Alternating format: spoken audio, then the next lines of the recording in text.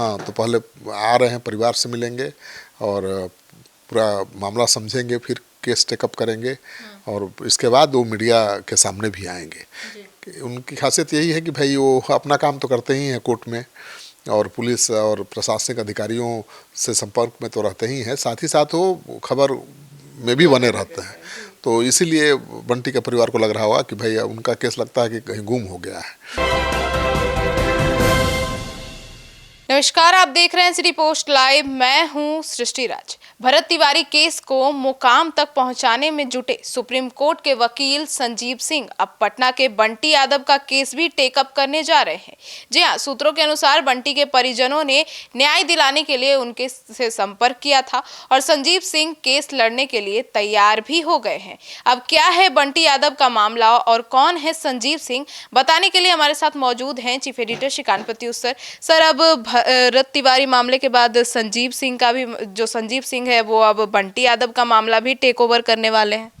हाँ, देखिए, भरत तिवारी इनकाउंटर में लगातार वो लगे रहे, अभी भी लगे हुए हैं और सुप्रीम कोर्ट में उन्होंने तो केस दायर किया ही था, साथ ही उन्होंने राष्ट्रपति सचिवालय को याचिका दायर की थी और उसी याचिका पर राष्ट्रपति भवन सक्रिय हुआ, राष्ट्रपति भवन का सचिवालय सक्रिय हुआ और प्रशासनिक जांच का आदेश दिया बिहार सरकार को।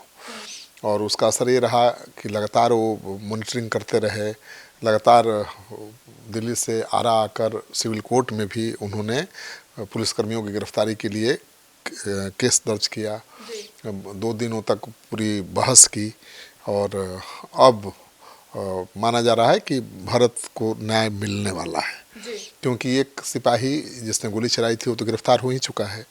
बाकी जो पुलिस वाले, आरोपी पुलिस वाले हैं, उनकी गिरफ्तारी को लेकर उन्होंने कोर्ट में केस कर दिया है, बहस भी हो चुकी है और कभी भी फैसला आ सकता है। तो लगभग भरत केस को रिजॉल्व करने के कगार पर वो हैं।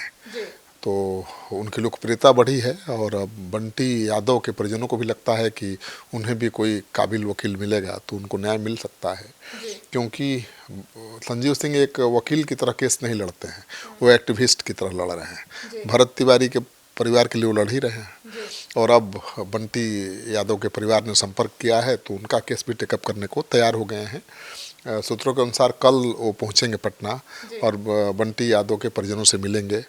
अब वो वहीं बंटी यादव के केस को आगे बढ़ाएंगे। सर, तो आखिर संजीव सिंह को ही क्यों चुना उनके परिवार ने? देखिए, संजीव सिंह को उनके परिवार ने इसलिए चुना क्योंकि भरत तिवारी केस में वो लगातार चर्चा में है और कोई भी वकील इतना बढ़ चढ़ कर किसी केस को कहाँ लड़ता है।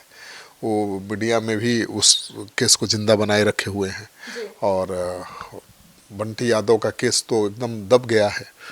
बंटी यादव तो लड़ता था शराब माफियाओं से, शराब तस्करी से और जो सेक्स रैकेट का गैंग था उससे लड़ता था बंटी यादव और इसी वजह से उनकी हत्या भी हुई है, क्योंकि जो न्यू इलाका है पटना जंक्शन के उस तरफ, करबीगहिया कहा जाता है, न्यू करबीगहिया, वहीं उनका घर है और वहीं से बड़ा सेक्स रैकेट चल रहा था पटना जंक्शन पर, जिसका वो विरोध कर रहा था बंटी यादव और कहा जा रहा है कि इसी वजह से उसको किडनैप किया गया दिन दहाड़े और 2 दिन बाद उसकी लाश मिली।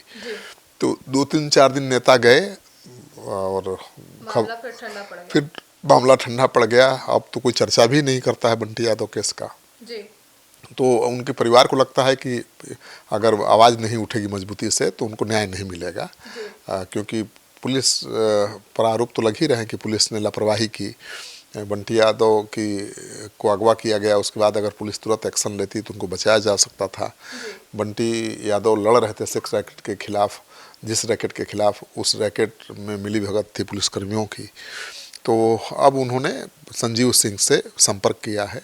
सुप्रीम कोर्ट के अधिवक्ता हैं, दिल्ली में रहते हैं, लेकिन दिल्ली से पटना आ रहे हैं और अब आगे इस केस को कैसे वो जिंदा करते हैं, कैसे आगे बढ़ाते हैं, कैसे पुलिस वालों को और सेक्स रैकेट में शामिल लोगों को सजा दिला पाते हैं, देखना दिलचस्प होगा। मतलब कि अब ये बंटी यादव का मामला भी तुल पकड़ेगा? बिल्कुल, अगर इस तरह से भरत तिवारी का केस भी तो लगभग ठंडा ही हो गया था ना।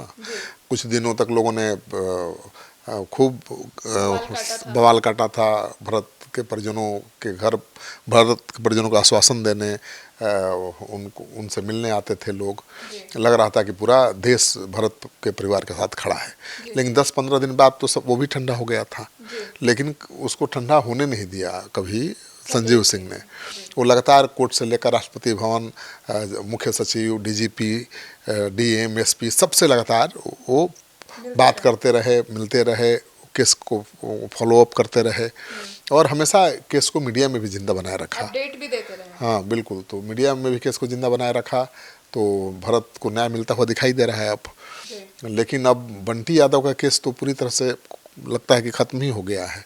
कुछ हुआ ही नहीं और क्या होगा पता भी नहीं, क्योंकि भरत तिवारी के परिजनों को तो सरकारी नौकरी और आर्थिक सहायता देने का ऐलान सरकार ने कर दिया है, लेकिन बंटी यादव के लिए तो ऐसा कुछ हुआ नहीं है। प्रशांत किशोर ने सवाल ज़रूर उठाया था कि भाई भरत तिवारी के परिजनों को जिस तरह से सरकारी नौकरी और आर्थिक सहायता मिल रही है, उसी तर्ज पर बंटी यादव को भी मिलना चाहिए, क्योंकि बंटी यादव भी तो समाज सेवक था, बंटी यादव भी तो समाज के लिए लड़ रहा था, बंटी यादव की हत्या भी हुई है, उसके लिए पुलिस जिम्मेवार है। तो अब संजीव सिंह ने केस टेकअप किया है, तो देखिए किस तरह से इस केस को उठाते हैं, आगे बढ़ाते हैं और किस हद तक परिवार को न्याय दिला पाते हैं। कल पटना भी आ रहे हैं। हाँ, कल पटना आएंगे, बंटी तिवारी के परिजनों से मिलेंगे। पूरा पेपर तो लेना पड़ेगा ना, जो केस हुआ है उसका कॉपी चाहिए उनको, फिर उनका परिवार कानूनी रूप से उनको अधिकृत करेगा, क्योंकि पहले तो कोई दूसरा वकील लड़ रहा होगा, लेकिन अब संजीव सिंह जब टेकअप करेंगे तो कानून के हिसाब से करेंगे। तो हाँ, तो पहले आ रहे हैं, परिवार से मिलेंगे और पूरा मामला समझेंगे, फिर केस टेकअप करेंगे और इसके बाद वो मीडिया के सामने भी आएंगे। उनकी खासियत यही है कि भाई वो अपना काम तो करते ही हैं कोर्ट में, और पुलिस और प्रशासनिक अधिकारियों से संपर्क में तो रहते ही हैं, साथ ही साथ वो खबर में भी बने रहते हैं। तो इसीलिए बंटी के परिवार को लग रहा होगा कि भाई उनका केस लगता है कि कहीं गुम हो गया है। अगर संजीव सिंह इसको टेकअप करेंगे तो फिर से चर्चा में आएगा। हाँ, भरत की तरह ही उनके परिवार को भी न्याय दिलाने की मांग उठेगी। तो इसी उम्मीद से उनके परिवार ने उनसे संपर्क साधा है और उन्होंने केस को टेकअप करने की हामी भर दी है। वो कल पहुँच रहे हैं पटना। तो सुना आपने, तो अब देखना है कि बंटी यादव को संजीव सिंह जो है वो न्याय दिला पाते हैं या नहीं। आपकी क्या राय है इनको लेकर? अपनी राय कमेंट सेक्शन में ज़रूर बताइएगा। धन्यवाद।